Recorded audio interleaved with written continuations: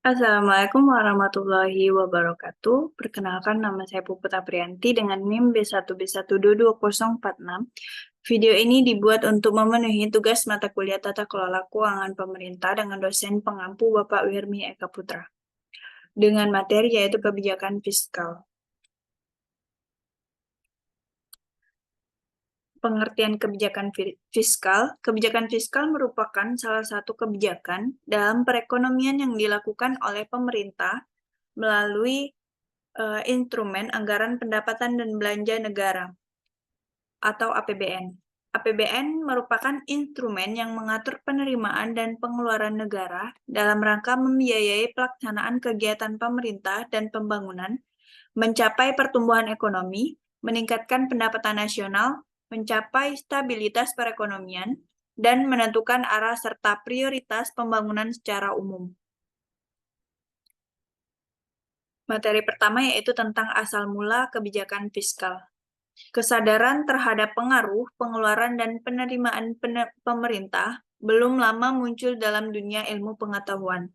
Maka timbul gagasan dengan sengaja untuk mengubah-ubah pengeluaran dan penerimaan pemerintah guna mencapai kestabilan ekonomi. Teknik mengubah pengeluaran dan penerimaan pemerintah inilah yang dikenal dengan kebijakan fiskal atau politik fiskal. Sebelum tahun 1920-an, pengeluaran pemerintah hanya dianggap sebagai alat untuk membiayai kegiatan-kegiatan pemerintah dan dinilai atas dasar asas manfaat langsung yang dapat ditimbulkannya, tanpa melihat pengaruh terhadap pendapatan nasional. Sebaliknya, pajak hanya sebagai sumber pembiayaan pengeluaran negara dan belum diketahui pengaruh terhadap pendapatan nasional. Materi yang kedua yaitu tentang macam-macam kebijakan fiskal. Dalam perkembangan kebijakan fiskal dapat dibedakan menjadi 4 macam. Atas dasar, yang pertama yaitu pembiayaan fungsional atau functional financing. Tokoh dari kebijakan fiskal ini adalah A.P. Lehner. Dalam hal ini, pengeluaran pemerintah dengan melihat akibat-akibat terhadap pendapatan nasional, terutama guna meningkatkan kesempatan kerja. Yang kedua yaitu tentang pengelolaan anggaran. Pendekatan ini lebih banyak disukai daripada pendekatan pembelanjaan fungsional karena pengeluaran pemerintah, perpajakan, dan pinjaman dimaksudkan untuk pencapaian kestabilan ekonomi yang lebih mantap. Yang ketiga yaitu stabilisasi anggaran otomatis.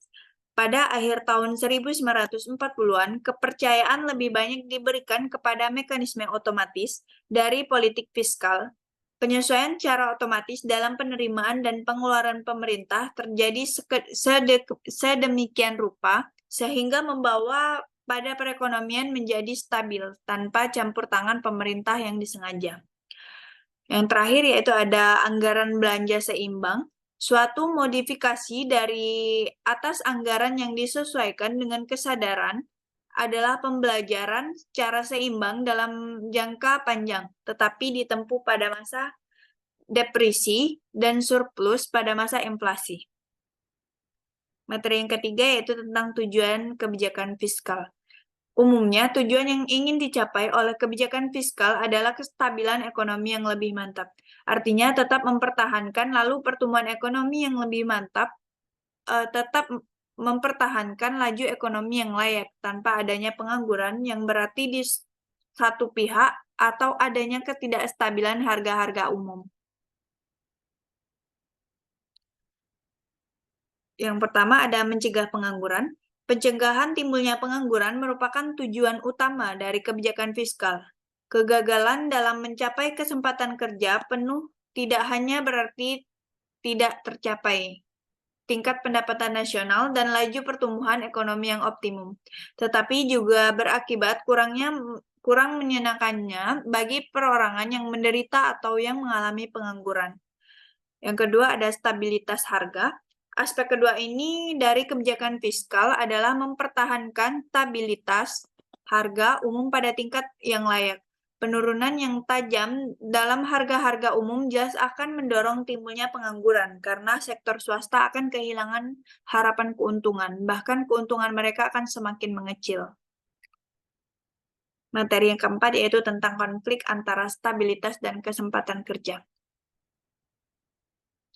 Timbulnya keraguan dalam keberhasilan mencapai tujuan ganda atau stabilitas dan kesempatan kerja penuh secara optimal biasanya usaha untuk mengoptimalkan tujuan stabilitas harga akan mempunyai akibat sampingan yang bersifat mengurangi kesempatan kerja atau bahkan menciptakan pengangguran. Sebaliknya, usaha mengurangi pengangguran sering dibarengi dengan adanya laju inflasi yang semakin meningkat. Kaitan antara kebijakan fiskal dan kebijakan moneter. Kebijakan fiskal dan kebijakan moneter merupakan bagian integral dari kebijakan makroekonomi yang memiliki target yang harus dicapai baik dalam jangka pendek dan jangka panjang.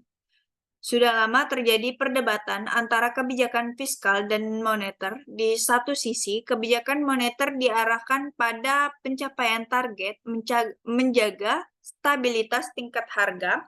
Sementara itu, di sisi lain, kebijakan fiskal ditetapkan untuk mencapai pertumbuhan ekonomi. Dari sini nampak muncul trade-off antara pencapaian stabilitas harga dan pertumbuhan ekonomi terutama dalam jangka pendek.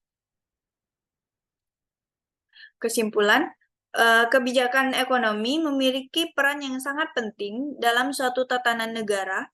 Sebagai penstabilan ekonomi, pemerintah menjalankan kebijakan fiskal dengan maksud untuk memengaruhi jalannya perekonomian. Atau dengan kata lain, kebijakan fiskal pemerintah berusaha mengarahkan jalannya perekonomian menuju keadaan yang diinginkan. Sehingga dengan adanya kebijakan fiskal ini, pemerintah berharap dapat mengendalikan dan mengawasi keadaan ekonomi. Agar perekonomian negara dapat pulih dari keterpurukan, dikeluarkanlah kebijakan fiskal oleh pemerintah. Alasan utamanya karena kebijakan tersebut mampu memberikan beragam manfaat yang dibutuhkan oleh negara dan masyarakat. Demikianlah materi yang dapat saya sampaikan. Kurang dan lebihnya saya mohon maaf. Saya akhiri. Wassalamualaikum warahmatullahi wabarakatuh.